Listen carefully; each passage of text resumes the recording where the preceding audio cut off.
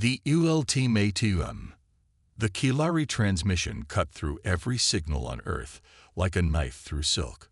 It didn't request access or negotiate bandwidth. It simply took, overriding emergency broadcasts, streaming services, personal calls, and military channels alike.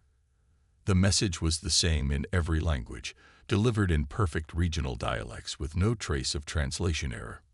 Primitive species of Sol 3. We are the Kilari Imperium. For 8,000 cycles, we have ruled the stars you gaze upon with childish wonder. Your planet is now within our domain. Submit to Kilari governance or face extinction. You have 48 Earth hours to deliver your unconditional surrender. The transmission ended with a string of coordinates for Earth's leaders to send their response. No negotiation terms, no cultural exchange, just cold clinical dominance. In the heart of the United Nations Space Command Headquarters in Geneva, Admiral Wei Chen watched the message replay for the 15th time, searching for something, anything, they might have missed. The room around him bristled with tension. Some officers stared blankly at screens, others argued in heated whispers, and a few simply sat with their heads in their hands. They didn't even bother to introduce themselves properly. Dr. Amara Okafor, the UNC's chief xenolinguist, muttered as she tapped through countless data points on her tablet. No cultural context, no diplomatic overtures. It's like they don't consider us worth the effort. Admiral Chen nodded slowly. They don't. Look at the satellite footage again. The main display shifted to show the Kilari fleet, 11 massive vessels positioned just beyond Luna's orbit. Each ship dwarfed humanity's largest space station by factors of 10. Their hulls gleamed with an iridescent blue-black material unknown to Earth science, adorned with geometric patterns that seemed to pulse with internal light. They hadn't deployed fighters or positioned for immediate attack. They simply waited, motionless, like predators so confident in their superiority they didn't bother to conceal themselves. They've conquered worlds before, Chen said quietly. Many worlds, judging by that 8,000 cycles claim. This is routine for them, a standard procedure for adding another species to their collection.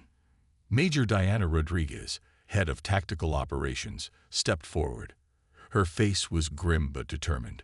Sir, the Security Council is convening in 20 minutes. They'll want options. Chen looked around the room. What options? Our entire orbital defense network couldn't scratch one of those ships. Our most advanced fighters would be swatted aside like insects. Then we need something they don't expect, came a voice from the doorway. All eyes turned to see Commander Elena Reyes, her uniform slightly rumpled, as if she'd been awake for days. At 42, Reyes wasn't the youngest commander in the fleet, but she carried herself with the intensity of someone half her age and twice her rank. Her dark hair was pulled back in a severe ponytail, accentuating sharp cheekbones and eyes that missed nothing. Commander, Chen acknowledged with a nod. I thought you were still at Jupiter Station. I was, Reyes replied, stepping into the room. Until they showed up. Fastest transit burn on record. We nearly melted the engines on my shuttle. She gestured to the display. These Kilari expect a particular response, either abject surrender or a futile, desperate attack. They've done this before, as you said. They have a playbook. Chen raised an eyebrow. And we need to throw that playbook out the window, Reyes said, moving to the central console. Permission to upload classified files, Admiral. After Chen's nod, Reyes pressed her palm to the scanner. The display shifted to show a sleek vessel unlike any in Earth's official fleet. Where most human ships were practical, boxy affairs built for efficiency rather than aesthetics, this craft was different. All smooth curves and matte surfaces, with recessed weapon ports and engine nacelles that seemed to blend seamlessly into the hull. The ESS Silent Thunder, Reyes announced. Stealth corvette. Experimental prototype. No official designation in the fleet registry. Quantum shielding, gravitic propulsion, and a few other tricks we've been developing in secret for the past decade. Admiral Chen frowned. That project was theoretical. The power requirements alone were solved 3 years ago. Rise interrupted. We've been running operational tests in the Jupiter moon's shadow. The thunder isn't just real, sir. She's ready. The room fell silent as the implications sank in. Major Rodriguez was the first to speak. One ship against 11 of those behemoths. Even with advanced tech, those aren't odds I'd take. Rise smiled, but it didn't reach her eyes. We're not going to attack them. Not directly. The silent thunder wasn't built for frontal assault. It was built to be invisible, to infiltrate, to gather intelligence from hostile space without being detected. She zoomed in on the largest Kilari vessel. I propose we use the thunder to board their command ship. The room erupted in protests and questions, but Admiral Chen raised a hand for silence. Explain. The Kilari expect either surrender or a desperate last stand, Rice continued. They don't expect infiltration because they believe their technology is impenetrable. Their arrogance is our opening. Dr. Okafor shook her head. Even if you could get aboard, which seems impossible, what then? We know nothing about their technology, their biology, their vulnerabilities. You'd be walking in blind. Not entirely blind, Rice countered. Their transmission tells us more than they intended. They speak our languages perfectly, which means they've been studying us, probably for years. Their ships position themselves in a formation that suggests they're used to species with primitive ballistic or beam weapons, and they gave us a deadline, which means they have operational constraints, even if we don't know what they are. She pointed to the ships again. Most importantly, they're not jamming our communications or deploying a blockade. They genuinely believe we're no threat whatsoever. That's not just arrogance. That's a critical weakness. Admiral Chen studied Reyes carefully. You're suggesting we gather intelligence, find a vulnerability, and exploit it before their deadline expires. I'm suggesting we change the rules of engagement, Reyes replied. If they want Earth, make them earn it. For the first time since the transmission, a flicker of hope appeared in the Admiral's eyes. Who's your crew? The best we have. Lieutenant Maya Wang, our top systems specialist. Chief Darren Okonkwo for engineering. Dr. Marcus Alvarez for xenobiology. And Sergeant Victor Nazari, former Special Forces, now specializing in zero combat. Chen considered for a long moment. The Security Council will never approve this. Not officially. Then don't tell them, Rai said simply. As far as they know, the silent thunder doesn't exist. Let the diplomats craft their response to buy time.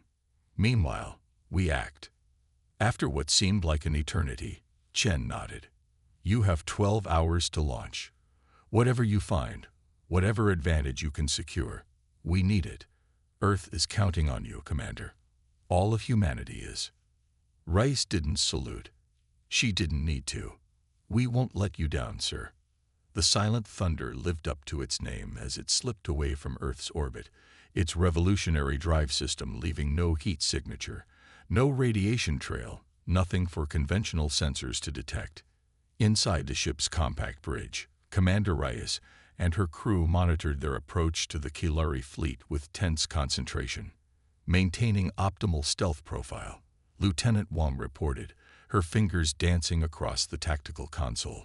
Their automated scan patterns are interesting. They're looking for nuclear signatures, chemical propellants, fusion emissions, the basics, but nothing sophisticated. Because they don't think we have anything sophisticated, Sergeant Nazari commented from the weapons station, his muscular frame tightly wound with anticipation. Bad assumption on their part. Dr. Alvarez peered at his biological scanner with fascination. I'm picking up life signs unlike anything in our database. Variable heat signatures, unusual electrical patterns. I think they might be silicon-based rather than carbon-based. Silicon-based. Chief Okonkwo raised an eyebrow. That would explain the pulse patterns we detected in their hull. The vessels might be partially organic, grown rather than built. Reyes absorbed this information silently, eyes fixed on the approaching flagship. The Kilari command vessel was massive beyond comprehension, easily 20 kilometers from bow to stern, with what appeared to be an intricate series of crystalline structures running through its superstructure. Target their ventral access port, she finally decided. All non-essential systems to minimum power. We'll drift in with the ambient radiation from Luna's shadow. The silent thunder glided toward the enormous ship, moving slower than orbital velocity, using precise gravitic pulses to adjust its trajectory. They were gambling everything on the Kilari's arrogance, their absolute certainty that humans possessed nothing that could penetrate their defenses. As they approached within 5 kilometers, Chief Okonkwo spoke up. "Commander, I'm detecting unusual energy fluctuations in their hull. It seems to respond to proximity, almost like an immune system." Reyes frowned. "Can they detect us?" "I don't think so," the chief replied, "but the ship itself might be semi-sentient. The materials are reacting to our presence, even if their conventional sensors haven't picked us up." Options. Lieutenant Wong studied her readings. "There's a pattern to the energy flow, like a heartbeat. If we time our approach to sync with their energy pulses, we might avoid triggering whatever detection system is built into the hull itself." Reyes nodded. "Do it." The silent thunder adjusted its approach, falling into rhythm with the alien vessel's energy fluctuations. It was like surfing an invisible wave, matching the beat of a heart they couldn't fully understand. Meter by meter, they closed the distance. 200 meters to contact, Wong reported, her voice barely above a whisper, though there was no one outside to hear them.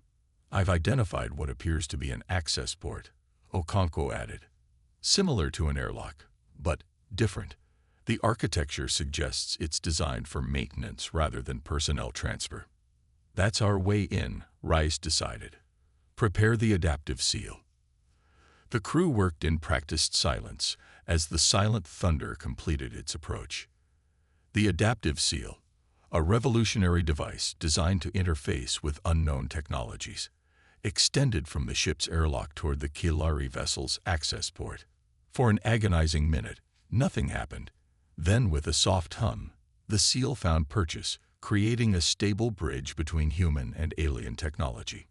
"We're in," Wong announced, disbelief coloring her voice. "They didn't detect us." Sergeant Nazari was already checking his weapons, a combination of conventional firearms and non-lethal alternatives. Now comes the hard part. Reyes looked at her team. 4 humans about to step into an alien world, carrying the hopes of 8 billion people. Remember the mission.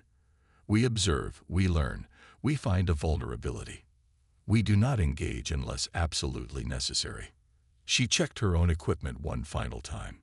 If we're discovered, the silent thunder will detach automatically and return to Earth with whatever data we've collected. But let's make sure that doesn't happen. As they prepared to cross into the Kilari vessel, Dr. Alvarez cleared his throat. "Commander, there's something else you should know. Based on the biological readings, I don't think the ship and the Kilari are separate entities." Reyes paused. "Explain." "The silicon-based signatures, the rhythmic energy patterns, they're too integrated.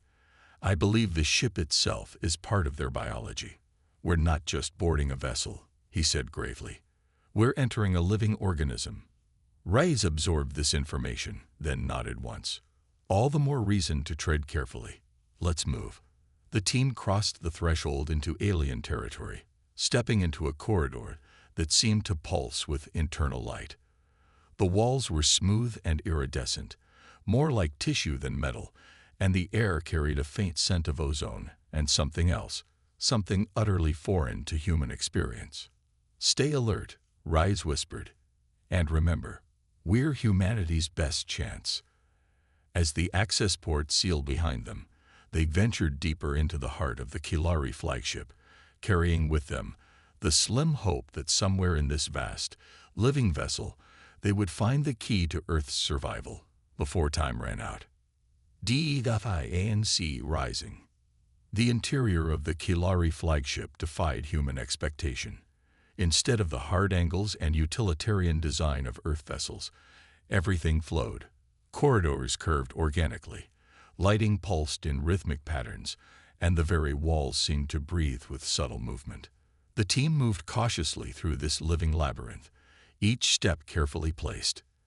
Atmospheric composition is breathable, but high in trace elements we don't normally encounter, Dr. Alvarez whispered, studying his handheld scanner.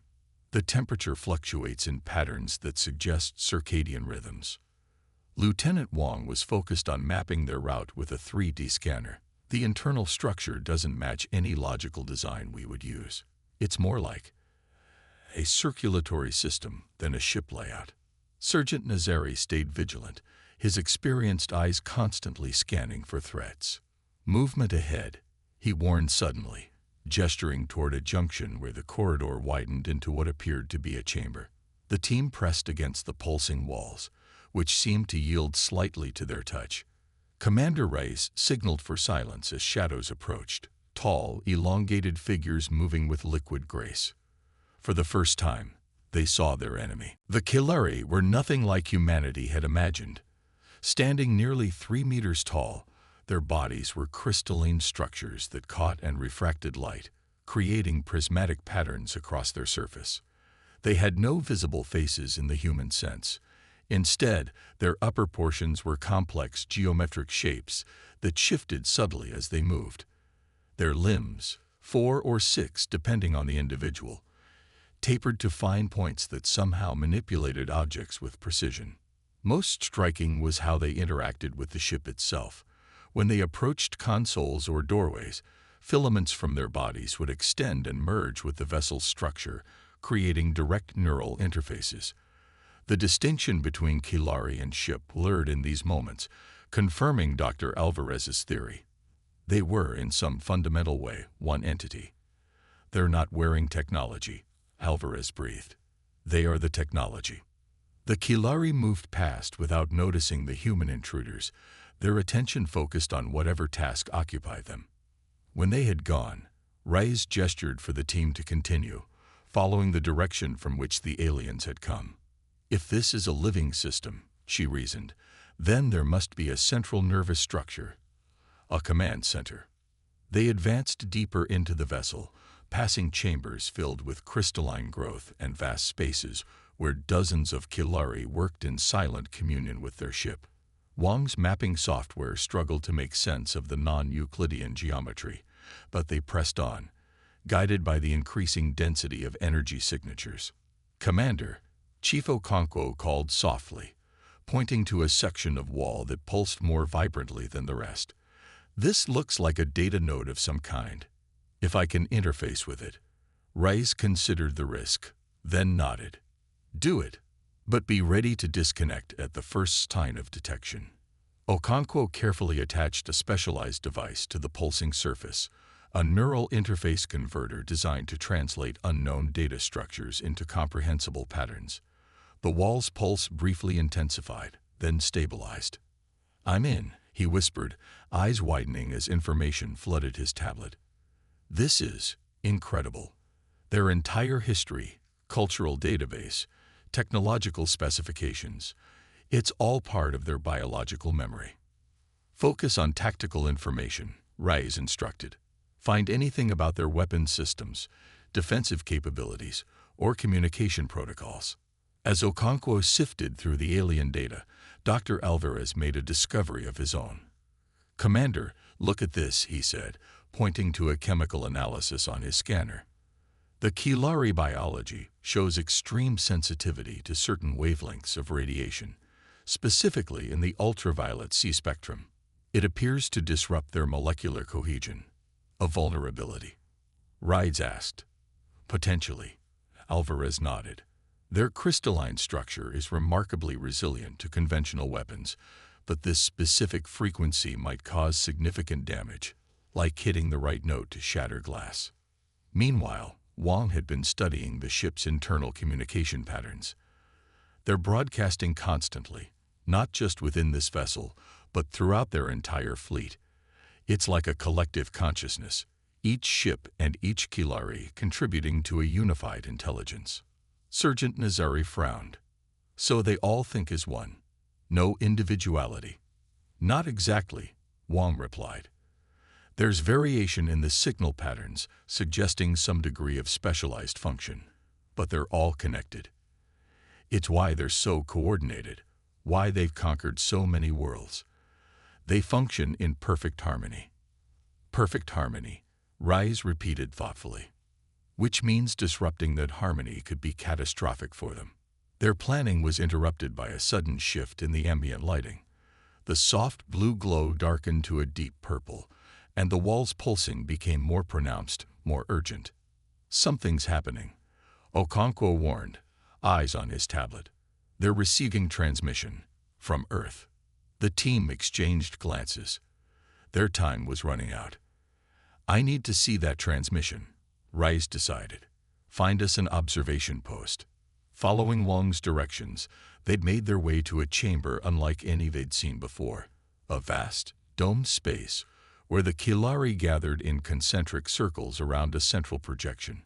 The humans concealed themselves behind crystalline growths at the chamber's edge, watching as the projection flickered to life. The image showed Earth's Secretary General addressing the Kilari, his voice steady despite the gravity of the situation.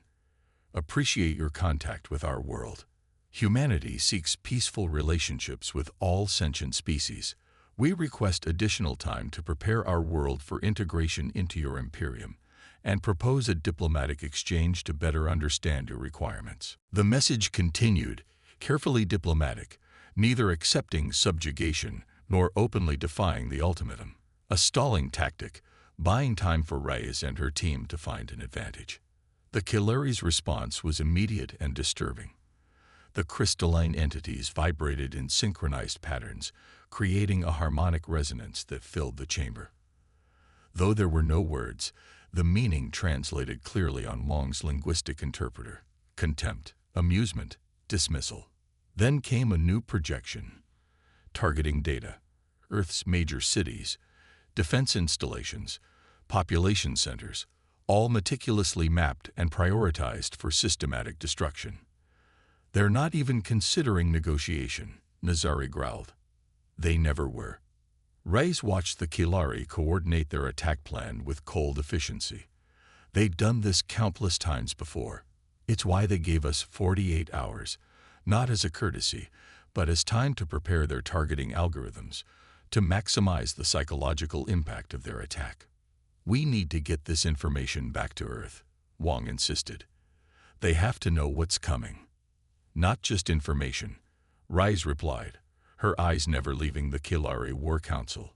We need a countermeasure. Alvarez, your UVC radiation theory. Could it be weaponized? The scientist nodded slowly. Theoretically, a sufficiently powerful burst at the precise frequency could disrupt their molecular cohesion, maybe enough to disable their ships temporarily. But we'd need massive emitters, far more powerful than anything we currently have deployed. What about the atmospheric defense grid? Okonkwo suggested. The solar reflectors were designed to deflect excess radiation from solar flares. If we recalibrated them, we could create a concentrated UVC burst, Wang finished. But we'd need exact specifications on the frequency, power requirements, delivery method. Then that's our mission now, Rise decided. Okonkwo, download everything you can about their biological structure. Wang, find us a way back to the silent thunder. We've got what we came for. As they prepared to retreat, the chamber suddenly darkened further. The harmonic resonance of the Kilari shifted to a higher, more urgent frequency. On the projection, a new image appeared, the silent thunder, still docked to the Kilari vessel's access port. They had been discovered. Move, Rise ordered, abandoning stealth for speed. Back to the ship now. The team raced through the living corridors, which now pulsed angry red with alarm. Behind them, they could hear the crystalline movement of Kilari warriors in pursuit. They're converging from multiple directions, Nazari warned, checking the tactical display on his wrist. Standard evasion patterns won't work in this organic structure. Then we make our own path, Rise decided, drawing her weapon. A specialized plasma cutter officially designed for emergency bulkhead breaches. Alvarez, your UV module, can you modify it to emit your frequency? The scientist nodded, quickly adjusting settings on his research equipment. It won't be powerful enough to cause major damage, but it might disorient them temporarily. Do it, Rise ordered as they reached a junction where 3 corridors converged. Ahead, a group of Kilari warriors blocked their path, their crystalline forms now jagged and threatening. Alvarez activated his modified device, sending a concentrated beam of UVC radiation toward the aliens. The effect was immediate. The Kilari shuddered, their harmonious movements disrupting into chaotic vibrations. Some of their crystalline structures developed hairline fractures that spread like lightning across their surfaces. "It works," Alvarez exclaimed. "Keep moving." Rice pushed forward, using her plasma cutter to carve a path through the disoriented Kilari. The alien material offered surprisingly little resistance, parting like water before the superheated blade. They fought their way through 2 more groups of Kilari defenders, each time using Alvarez's improvised weapon to create brief windows of opportunity. But as they neared the access port where Silent Thunder waited, they encountered a new obstacle. The ship itself was fighting them, closing passages and rerouting critical systems. "The port's sealed," Wong reported, frantically working her tablet. "They're trying to isolate the thunder." "Can you override it?" Rice demanded. "Not directly," Wong admitted. "But if the ship truly is biological, then maybe." Her fingers flew across the interface. "I'm sending false signals to mimic their own neural patterns, making the ship think the port should remain open." For agonizing seconds, nothing happened. Then, with a sound like a deep exhale, the passage to the access port dilated open. "It worked," Wong exclaimed. "But it won't last long. They'll recognize the deception." The team made a final sprint toward the Silent Thunder, the sounds of Kilari pursuit growing louder behind them. As they reached the airlock, Mizari took up a defensive position, firing precisely calibrated bursts from his weapon to slow the approaching aliens. "Everyone aboard," Rise ordered. "Okonkwo, prep for emergency departure. Alvarez, secure that data. It's our only hope." One by one, they crossed back into the Silent Thunder, Mizari last, backing through the airlock as crystalline shards from wounded Kilari scattered across the deck. The instant the seal was secure, Reyes gave the command, "Detach and go dark." The Silent Thunder disengaged from the Kilari vessel with a violent jolt, immediately activating its stealth systems. The small craft dropped away from the massive flagship, using minimal power to drift with the natural orbital dynamics of the lunar sphere. "They're scanning for us," Wong reported, watching the tactical display. "Broad-spectrum suites, much more sophisticated than before. They know we're here somewhere." "Let them look," Rise replied. "Maintain minimal power signature. Once we're in Luna's shadow, make maximum burn for Earth." As they waited in tense silence, Dr. Alvarez and Chief Okonkwo worked frantically to compile their findings into a coherent report. The data they had stolen was immense, a comprehensive analysis of Kilari biology, technology, and tactical patterns. "This confirms it," Alvarez announced after several minutes. "Their entire civilization is built around this crystalline, silicon-based biology. They don't just command their ships. They grow them. They are them. The UVC sensitivity is their Achilles heel." Okonkwo nodded. "And their collective consciousness is both their strength and their weakness. They think faster, more cohesively than we ever could. But they also can't conceive of truly independent action. That's why they didn't expect us to infiltrate them. The concept of a small team acting autonomously doesn't fit their mental model." Rise absorbed this information as the Silent Thunder slipped deeper into Luna's protective shadow. "So we have 2 advantages: their physical vulnerability to UVC radiation and their psychological blind spot regarding independent action." "There's more," Wong added. "Their targeting systems are incredibly precise, but they're calibrated for conventional defense networks, orbital platforms, missile arrays, energy shields. They expect us to protect our critical infrastructure. But what if we don't? Nazari mused, catching her meaning. What if we let them hit empty targets while we strike from unexpected vectors? Commander Reyes nodded slowly, a strategy forming in her mind. We don't try to defend everywhere. We make them think they're winning while we prepare a counterattack they won't see coming. Luna's shadow edge in 30 seconds, Wong announced. Ready for burn. Transmit our findings to UNSC Command, encrypted channel. Reyes ordered. Then take us home, Lieutenant. We've got a war to plan. The Kilari struck precisely when their ultimatum expired. Their weapons, gravitic lances that bypassed conventional defenses, carved precision strikes across Earth's surface. Major cities, military bases, power plants, communication hubs, all targeted in a methodical first wave designed to cripple resistance and induce panic. But the Kilari commanders found themselves confused by the human response. Where they expected desperate, uncoordinated counterattacks, they found nothing. No futile launches of nuclear missiles, no activation of orbital defense platforms, no last-ditch assaults by fighter squadrons. Just silence. What they couldn't see was that humanity had evacuated those targets hours earlier. The cities struck were empty shells, the military bases abandoned, the critical infrastructure relocated or redundantly backed up.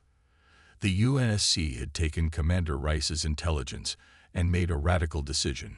Don't fight on Kilari terms. Meanwhile, across Earth's night side, thousands of recalibrated solar reflectors, originally designed to mitigate climate change, tilted toward the Kilari fleet. In underground bunkers and hardened shelters, billions of humans waited while a desperate plan unfolded. Admiral Chen stood in the emergency command center buried deep beneath the Alps, watching as final preparations were completed. Status report, he demanded. Solar reflector array at 98% alignment, an officer reported. Frequency modulators calibrated to Dr. Alvarez's specifications. We're ready on your order, sir. Chen nodded grimly. And our other assets. Commander Reyes and the Silent Thunder are in position. Another officer confirmed. The diversionary force is standing by. The Admiral took a deep breath. Commence Operation Sunburst. Across Earth's shadow side, the massive reflector arrays activated simultaneously, capturing and concentrating the sun's radiation from the day side of the planet, precisely modulating it to the UVC frequency that the Kilari could not withstand. The coordinated burst lasted only seconds, but its effect was devastating. The Kilari ships shuddered as the specialized radiation penetrated their living hulls. Across their fleet, crystalline structures fractured, and command systems faltered. It wasn't enough to destroy them. The burst was too brief, too diffuse at this distance, but it disrupted their perfect harmony, created confusion and pain in their collective consciousness. In that moment of disorientation, humanity struck back. Not with conventional weapons, but with 1,000 simultaneous, independent actions that the Kilari collective mind couldn't track or predict. Stealth drones deployed from hidden lunar bases, autonomous hunter-killers launched from submarine platforms, and most importantly, the Silent Thunder, now leading a small fleet of similar stealth vessels that had been secretly constructed in Earth's asteroid belt, slipped among the wounded Kilari ships. Commander Rice's voice was steady as she gave the order. Target their junction points and deploy the resonators. The human stealth fleet attached specialized devices to the Kilari vessels, resonance amplifiers designed to exploit the fractures created by the initial UVC burst. Each amplifier generated a precisely calibrated frequency that forced those fractures to expand, to propagate throughout the living ships like cracks in glass. On the Kilari command ship, panic, an emotion they rarely experienced, spread through their collective consciousness. Their perfect harmony was shattered, their coordinated attacks faltering, as each vessel struggled with its own integrity. The humans weren't fighting as expected. They weren't defending their cities or launching conventional counterattacks. They were attacking the Kilari themselves, exploiting vulnerabilities the aliens hadn't believed could be discovered, let alone weaponized. In the heart of the Kilari flagship, the crystalline entities vibrated in dissonant patterns, their harmony replaced by chaos. Through the fractures in their unified consciousness, a new emotion emerged: doubt. They had conquered hundreds of worlds across thousands of years. Each species had fought bravely, desperately, but ultimately futilely against their superior technology and perfect coordination.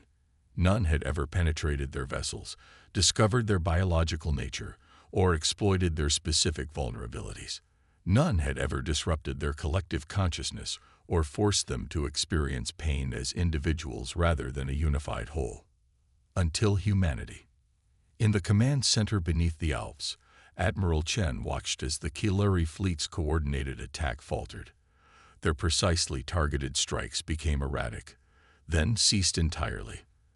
The massive vessels drifted out of formation, some spinning slowly as their internal guidance systems failed. "They're retreating," someone announced, disbelief evident in their voice as the Kilari ships began to pull away from Earth orbit, gathering into a defensive formation. "No," Chen replied, understanding the significance of what they were witnessing. "They're regrouping. This isn't over." Indeed, the Kilari soon stabilized their most damaged vessels and reformed their fleet into a new configuration. But instead of resuming their attack, something unprecedented happened. They opened a communication channel. The transmission was different this time. Gone was the cold arrogance, the casual dismissal of humanity as primitive. Instead, the message came as a series of harmonic tones that the UNSC computers translated with difficulty. "Humans of Earth, you have demonstrated unexpected capabilities. Your species requires reconsideration. We propose cessation of hostilities for mutual assessment." Admiral Chen looked to Commander Reyes, who had returned to Earth during the Kilari's disarray. "What do you think they're really saying?" Reyes smiled grimly. "They're saying we scared them. They've never encountered a species that could hurt them like this, that could think in ways they can't predict. They're not surrendering, but they're not sure they can win anymore, at least not without costs they're unwilling to pay." Chen nodded slowly. "So we've earned their respect." "Not respect," Reyes corrected. "Fear. They fear what we might do next, what other vulnerabilities we might exploit. They've never faced an enemy that could infiltrate their ships, analyze their biology, and attack their consciousness itself. And how do we respond?" Chen asked. Reyes considered for a moment. "We accept their proposal, but from a position of strength. We've revealed only a fraction of what we learned aboard their vessel. We keep the rest in reserve, a deterrent against future aggression." Chen turned to his communications officer. "Prepare a response. Inform the Kilari we accept their proposal for cessation of hostilities, pending establishment of formal diplomatic relations." As the message was transmitted, Reyes gazed at the tactical display, showing the Kilari fleet holding position at a respectful distance from Earth. "They came expecting submission," she mused. "They encountered defiance instead. They boasted no one could defeat them," Chen added. "Then humanity showed up." Reyes nodded, allowing herself a small smile.